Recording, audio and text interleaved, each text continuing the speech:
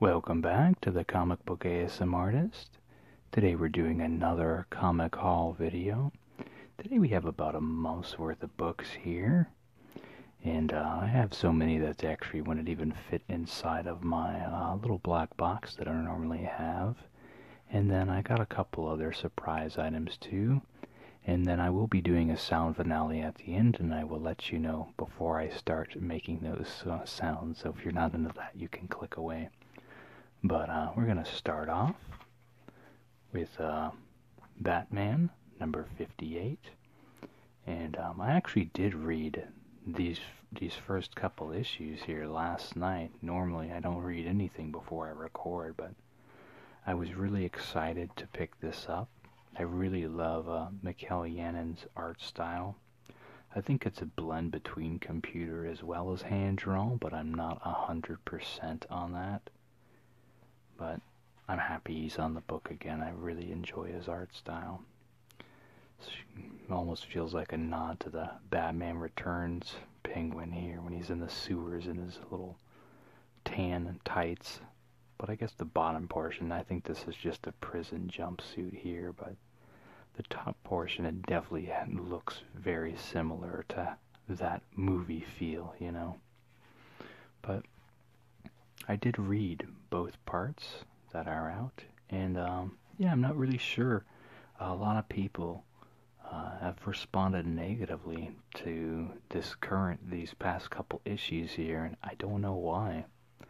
I think they've set up some pretty interesting stuff, and I'm anxious to see where it goes. And I'm glad. I haven't seen the Penguin in a book in a while, so I'm glad he's part of it.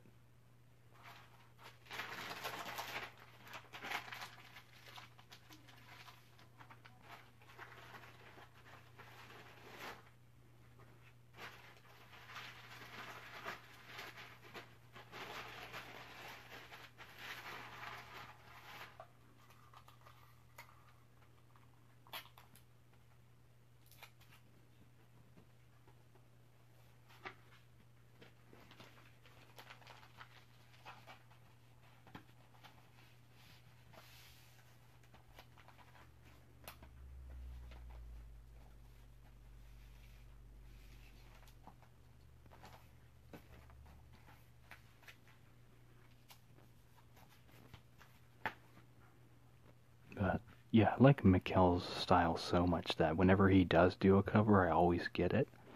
But I did like the variant they had too. And this one is by, I'm trying to remember who.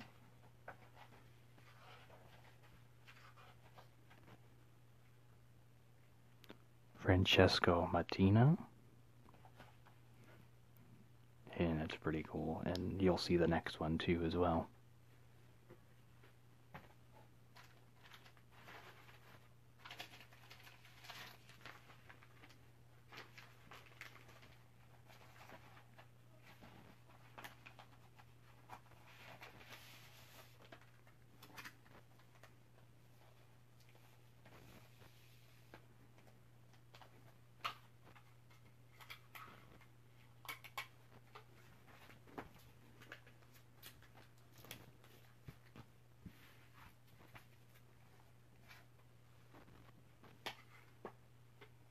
Here's the next one here. So it's still continuing the Penguin arc.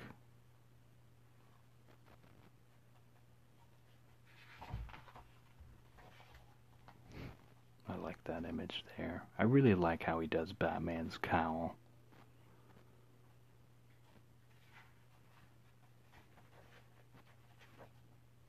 And there's this fun little interaction with these guards here where he's like, oh, you can make the choice of how we do this here.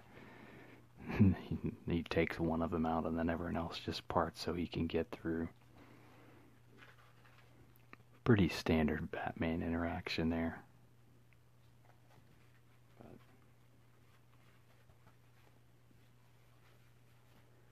But there is a fracture in Batman's relationship with Commissioner Gordon in this issue. So that might be why people are upset. So that might be a little uncharacteristic, so maybe that's why people are not too thrilled with it. You know, Batman and Commissioner Gordon have definitely had a very long relationship together. You know, they've seen a lot of things. And the things that are said and done in this book, I mean, I don't think it's going to be a lasting impact on their whole relationship and Batman's relationship with, you know, the Gotham Police Department and all that. Here's the variant for it. I liked how they did Bane there. But, you know, it's just creating tension in the book for right now. But, of course, I don't want to spoil too much, but information has been relayed that Batman is very, very concerned about the safety of the actual prison where everyone's at. So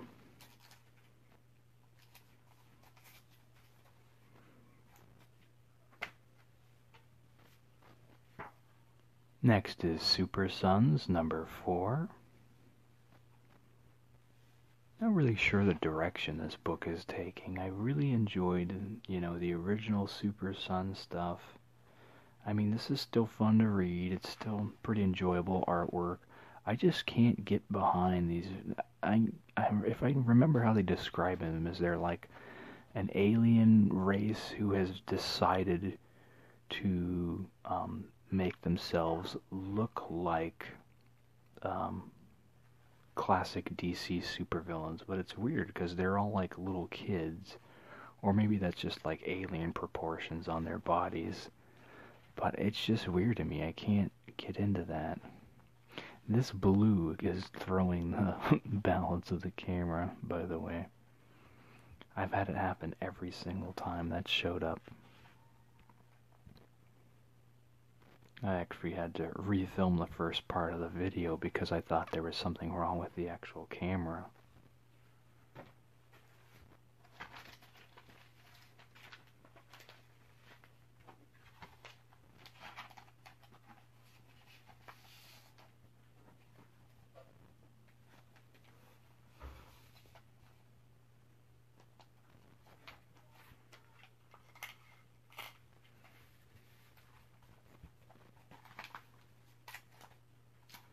I can't believe I didn't realize it, but most of the DC books are $3.99 now too. I don't know if that's been going on for a while, but since I had a month's worth of books, it added up real fast, and my total was very surprising to me. So, still less than I used to pay, but yeah, it was shocking to say the least.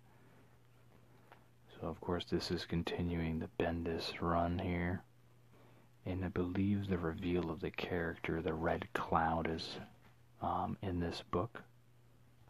But I'm not 100% on that. Like I said, I haven't read it. But I'm not really invested in it right now. And it's weird because the regular Superman book in Action Comics, it's almost like they're on two different trajectories. In here, like, Lois has just come back, but in the regular Superman book, she is still gone. So I don't know if they're going to intersect at some point or what. And then I believe in issue 7 of Superman, his son is returning. But I am concerned because it's almost like they were emphasizing the dialogue in the previous, I believe it was in Action Comics, between Clark and Lois. She was like, oh, space really matured John. So I don't know. I know Bendis is writing Young Justice. I don't know if he's going to bring back Superman's kid to visually look like the 90s Superboy. I could be wrong on that, but I mean, he's writing that book. I don't think he would do something on a whole different playing field like that. So especially those hints where she's like, oh, he really has matured when he was in space. So I think that's a hint to that.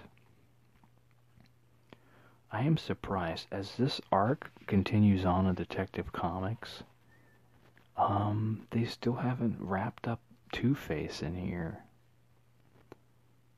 I think the arc's been going on with him for quite a bit. See, I thought it was done, or this would be the last part. I guess it's part 5, but I don't know. It's, this arc has been very, I don't really know how to describe it. The previous Detective Comics run was setting up the Outsiders book that's coming out, which I don't really care for that either. And this current run, I don't really know what to make of it. It just kind of feels like a tacked on footnote, maybe? I don't know. It doesn't seem like it's really leading anywhere. I mean, it's still entertaining, but it feels like it's dragging on, if that makes any sense. Art's still good and everything. I'm still enjoying it, but I think it just got spoiled with, what they were doing when the series relaunched, it was pretty much the guy had a full set narrative in mind for a good long time. I think maybe too what it is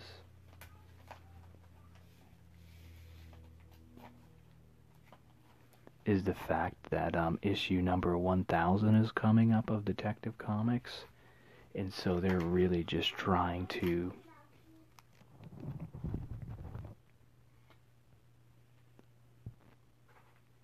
so I think we'll get something big with issue number 1000.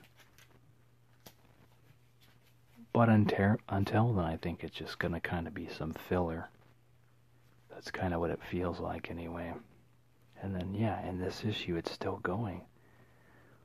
When I picked it up, I was like, what? This is part 6 now? I mean, I like a huge arc. Here we go. So this is the finale, I guess. And then, like, the first couple issues, it wasn't revealed that Two-Face was involved. Maybe the first or second part or something like that. I can't remember. Because initially they had, like, the Firefly twins or something weird. And, yeah, so that's where they're at right now. So it'll be interesting to see what happens after this issue.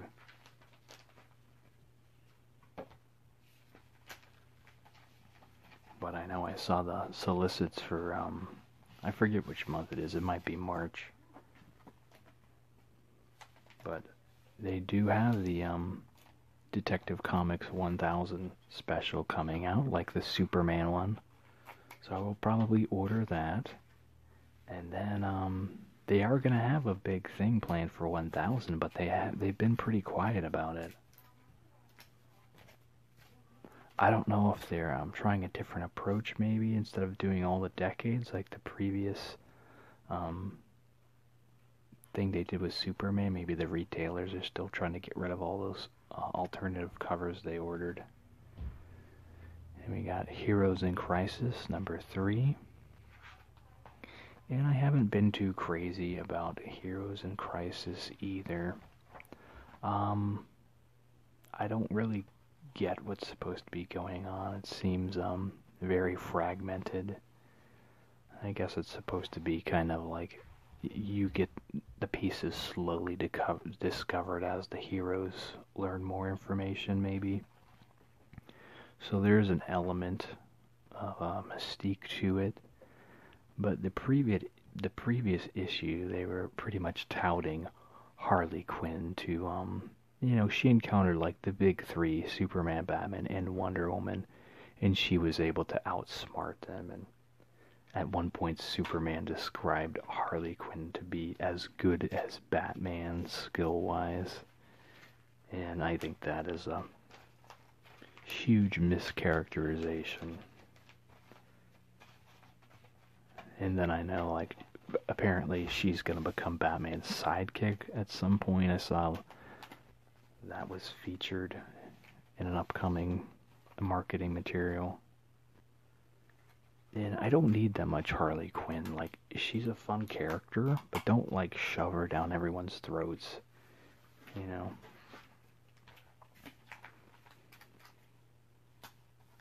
If I wanted to read Harley Quinn, I would be buying all Harley Quinn books, you know? But when you just put her in stuff and then, oh, now she's going to be Batman's sidekick, like, come on. And then I found the variant for the first issue. The Death of Superman was one of my favorite story arcs because I was a little kid when it came out. So I really took it serious. I thought he was, going to be gone permanently, and they kind of marketed it that way initially. So, I mean, they covered it on the news and everything. It was a big deal, so to be a little guy and to see that, it was pretty memorable, to say the least. And then the same thing with Batman's back getting broken. That was shortly after or around that same time. So really memorable stuff. Even though it was all just trying to sell books at the end of the day, responding to the whole Image Comics that was happening, and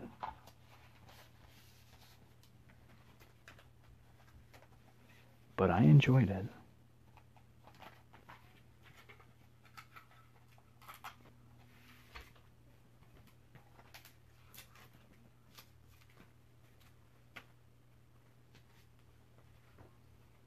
Next we have Turtles, number 88.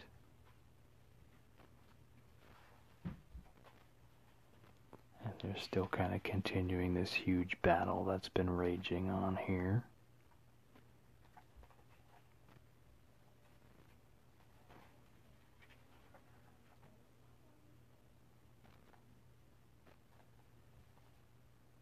It'll be fun to see where this book goes when it hits issue number 100 too. All these milestones coming up.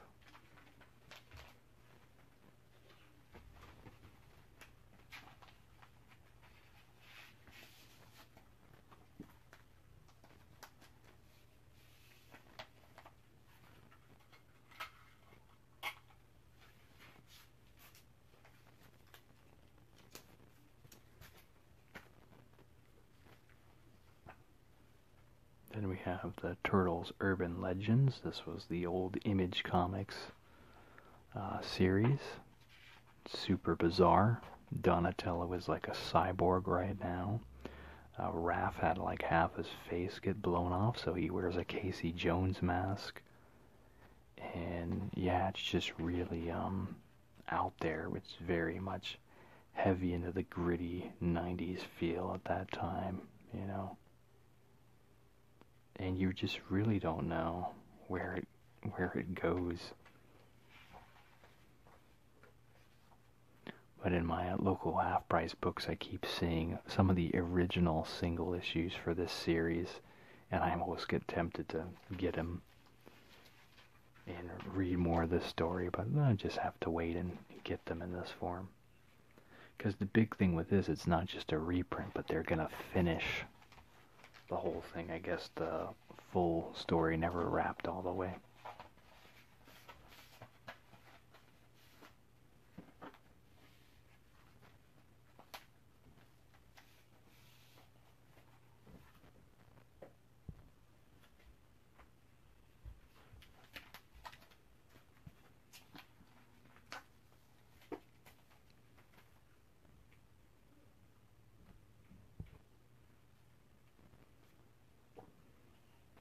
Next we got the Teenage Mutant Ninja Turtles Macro Series Leonardo.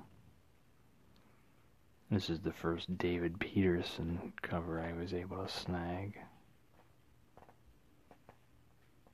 And this is by Sophie Campbell. She is my second favorite modern Turtles artist. I like how like she gives them the pupils here, but then when they're in serious mode, they have the whites where it's just the eye whites. I think she does really good at pulling off the look. It's a blend between cartoony and serious, and I just really enjoy it. She hasn't done a lot for the series, but the stuff she has done I've enjoyed immensely.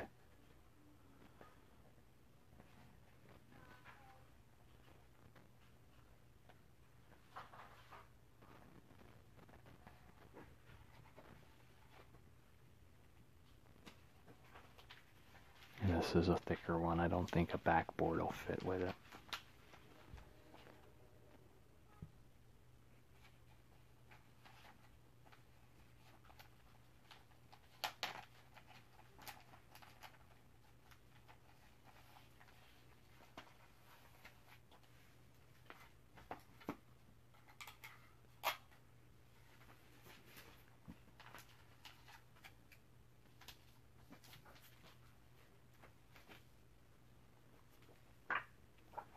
Next we have Dick Tracy, number 2. And this is just a little mini-series, so I do like Dick Tracy.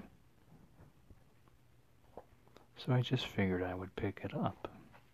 Not a huge investment, just, 4 books.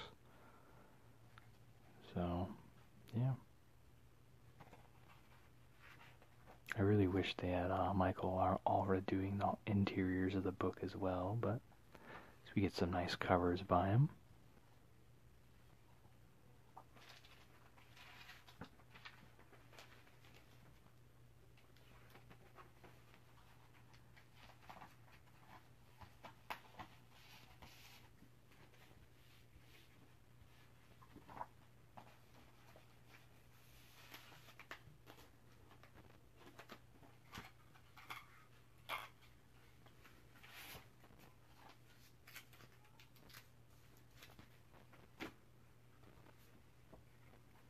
Next we have the Mr. Miracle finale, number 12.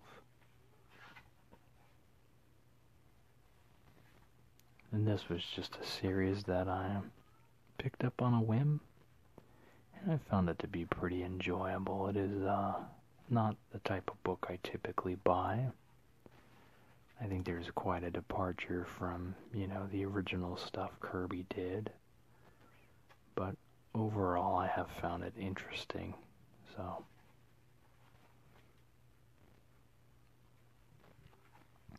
You keep contemplating if I'll do a reading of this on the channel or not, the full 12-part thing. It's always hard to gauge the readings. I know you all definitely want Batman. And then I always go back and I wonder, well, should I pick up from where I originally left off, which is in the middle of the Monster Men arc, or should I do a more recent part of the story? So I don't know. And then there's definitely more interest in the regular ongoing Batman book than Detective Comics. When I look at the view count there, it's a substantial difference. But there's a crossover between the series at certain parts, so it's hard to gauge if that's something you all would be into or not. Next we have Nightwing, number 52, and this continues. I'm trying to remember what he renamed himself now. I think he was calling himself Rick now. With his, he got shot in the head back in Batman, and a bit of his personality went with that, and he's just kind of reset who he is and what he's about, but he still has that crime-fighting passion in him, but he's going about things differently than he did before.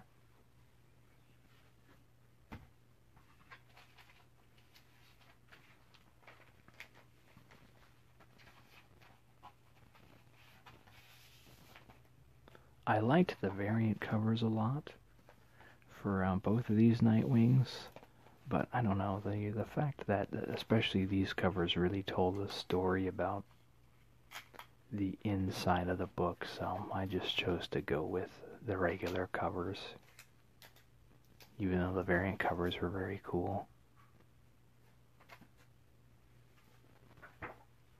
Number 53.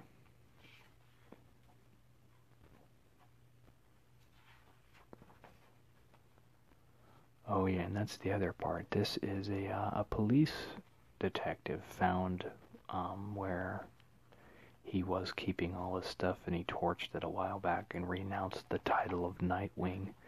So this is actually a cop wearing the Nightwing outfit, trying to be the new Nightwing, while Richard is off fighting crime his own way, differently, not under the Nightwing name. So that's pretty interesting. I was really on the fence with the book, but this new arc has reignited my interest in the series.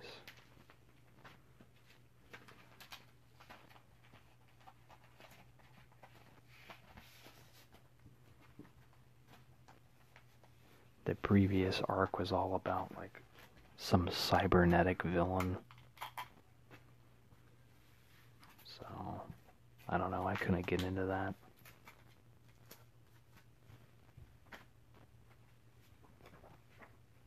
Next is Spawn 291. Let me look off camera, make sure it's appropriate what I show you all.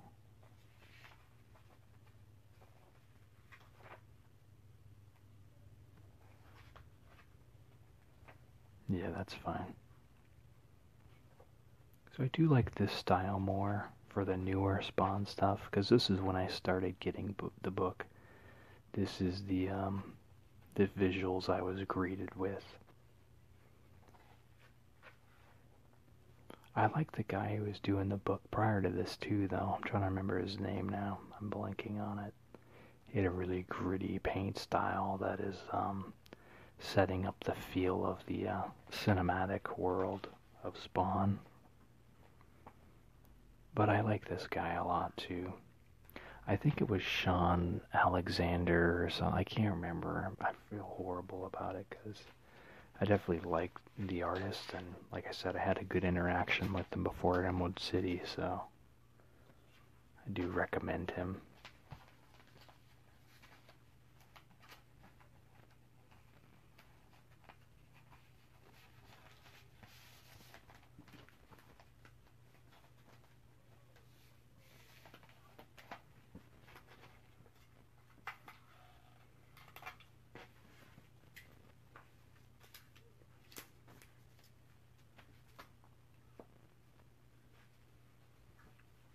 Next is Superman number 5. Old Zod on the cover here. And I'm sure he's going to have to enlist in his help against the threat of, what the heck is the guy's name?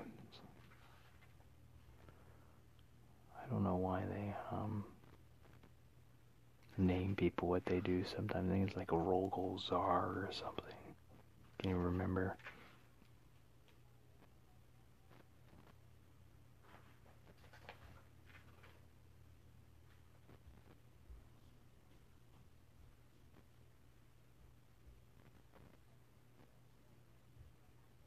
I don't know, I was hoping to see it there. Oh well.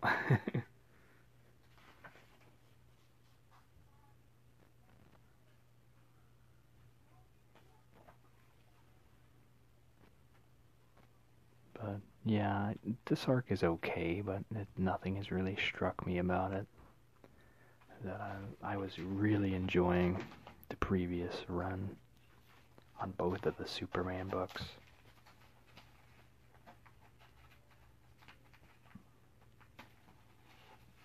It's always hard when you have different creatives come in and kind of re-envision things from what the current previous run, or whatever you want to call it, was. I guess that's the one joy to having your own, create your own stuff, is no one else can go on a completely different tangent. With comics, they're always trying to compete and top each other and, you know, make a significant dent, you know. But like Tomasi and Gleason, I feel that their run on the Batman and Robin series and the Superman series will be one that will be remembered. It was very unique, and they had a really great story in it, and I think it will be remembered. So, but you know, everyone, DC really put a lot on Bendis' shoulders. You know, they're really trying to publicize him hard,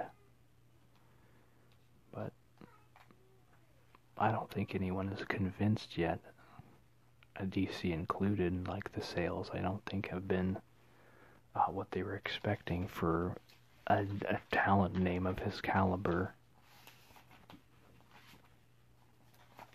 I think the best thing Bendis ever did at Marvel was Daredevil, and I think after that, you know, he had the status at that point to do what he wanted to. I loved that Daredevil run, but aside from that, there's really been nothing by his that has blown me away. But it's a process, and I mean, it is entertainment, and this is stuff that is quickly consumed and quickly made, so you know, they have a job to do, and the writers have to work on quite a few books. I don't think they get paid as much as the artists, so that's why you typically see writers on quite a few books.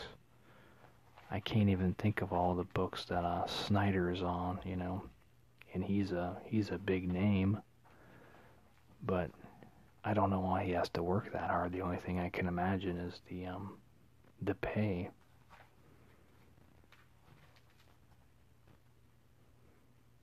And then it is rare for a writer to get a lot of recognition, so they have to make a sizable dent.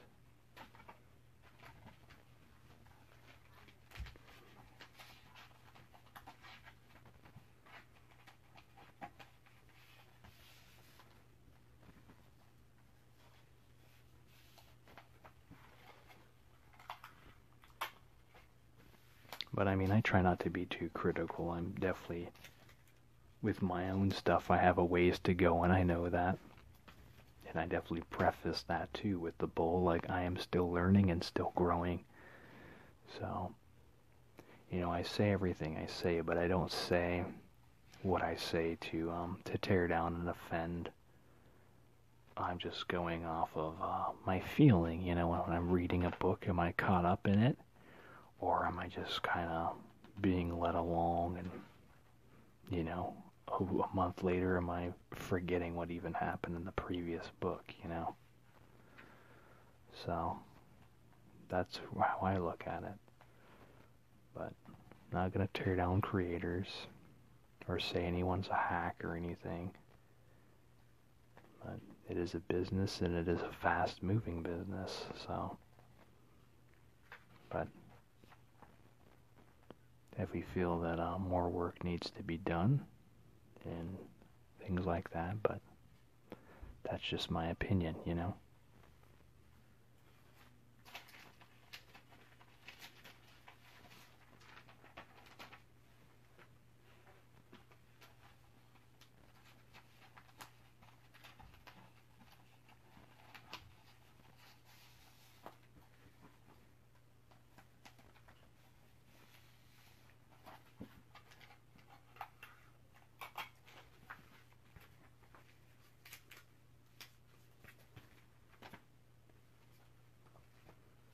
Next is Sideways, number 10. And this series is ending in February, I believe. Oh, Rockefeller's back on the book. That's good. He may have come back for the final arc His art was definitely something I really enjoyed about Sideways.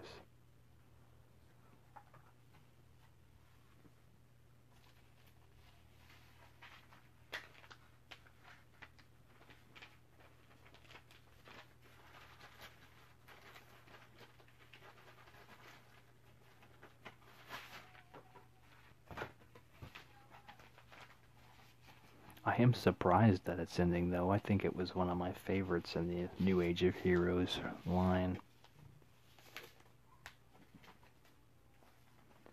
The other ones are actually still the obvious hits, which is Silencer and Damage. I think the Terrifics has kind of gone off on a tangent to me. But Sideways and Silencer and Damage are my favorite New Age of Heroes books.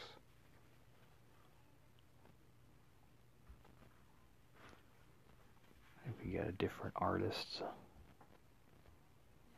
on Silencer. I like it.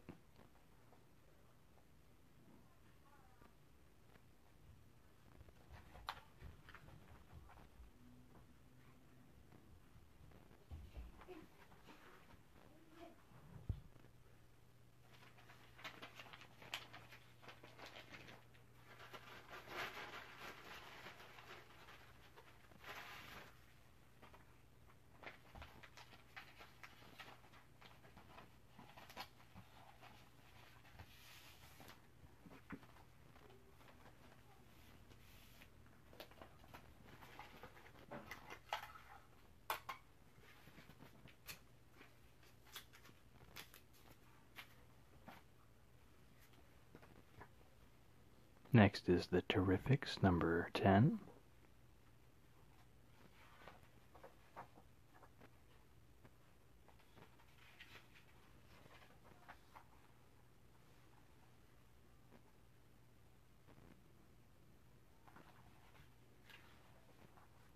Looks like Bogdanovic's here now.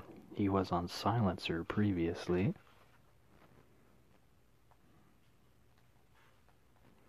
I like his style.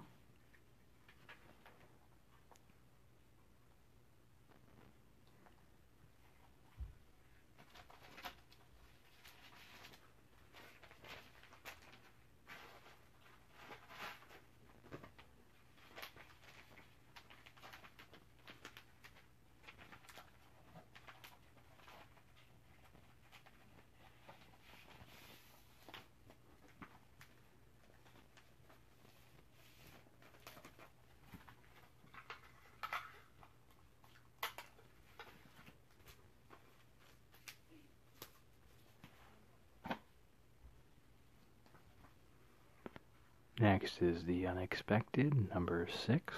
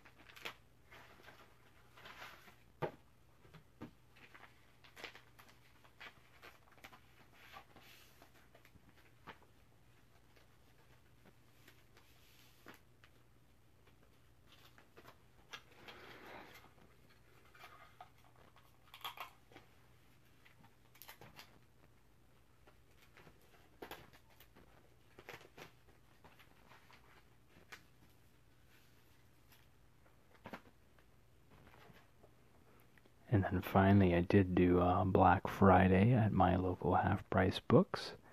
They had everyone, the first 100 people, got a gift bag, and in that bag had at least a $5 gift card. One of them had 100, so I figured it was worth it just to see if I could get it. I got a $5 gift card, and then everything was 20% off, so I was able to pick up this Death of Captain America trade. And I believe I paid $12 for it, as a retail of about $40, I believe. and usually you can find it for around 20 or so on Amazon. But Steve Epting and Ed Brubaker's run on Captain America is definitely my favorite modern arc on Captain America. And I'm just trying to reacquire it after everything that happened previously, so. But I have about half of it complete now, so I'm just continuing to collect all these trades instead of buying the single issues, unless I find them for crazy cheap. But yeah, this was a great deal. I couldn't pass it up.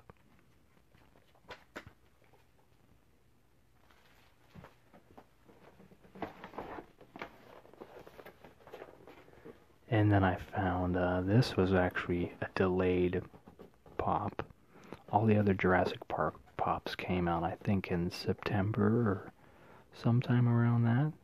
But the Ellie Sattler one, they announced it and they never released it, so it's finally out. And I had never gotten any of these rides ones, but a little disappointed. The figure doesn't come out of this one, but I think there might have been some legal stuff with the licensing of it. The wheels don't move on the vehicle. I don't know if that's because it's a Jeep. Sometimes with the toy licensing, they have certain stipulations. I know, like all the Marvel ones, they have to be bobbleheads, so they can classify them as different toys that aren't competing with their action figure line. So this, it just says park vehicle. It doesn't even say Jeep on it. So I think their stipulations were probably it can't say Jeep on the package, the wheels can't move, and the pop fig actually has to be non-removable from the vehicle. Like it's modeled in the vehicle. You can't even pull her out if you wanted to. The only thing on this that moves is the head slightly. But it's definitely a cool model, and I was surprised. The hair actually has the little bun in the back of it. You can't see it through the packaging, but it's very nice. Alright, I pulled her out just to show her off a little bit more here. But yeah, the only thing that moves is the head a little bit. But I was surprised they had like the bun on there. I thought they were all just gonna make it all the hair like this where it hung down. But I like it. It's a very cool piece to look at, and I love Jurassic Park, so I can't complain. Not what I expected, but pretty cool regardless. Alright, so now I'm going to go ahead and do the sound finale in the video. So if you're not into that, feel free to click away here. Have a good day or night. Make sure to check out the Bull number 1 on Indiegogo. There's a link in the description. Thank you.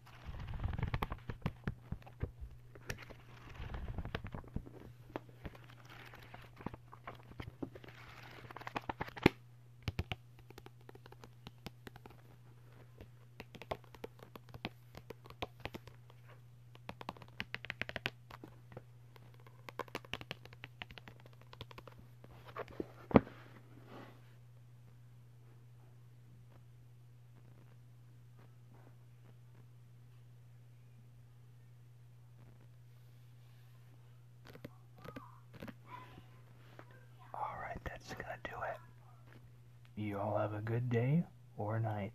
Thanks. Bye.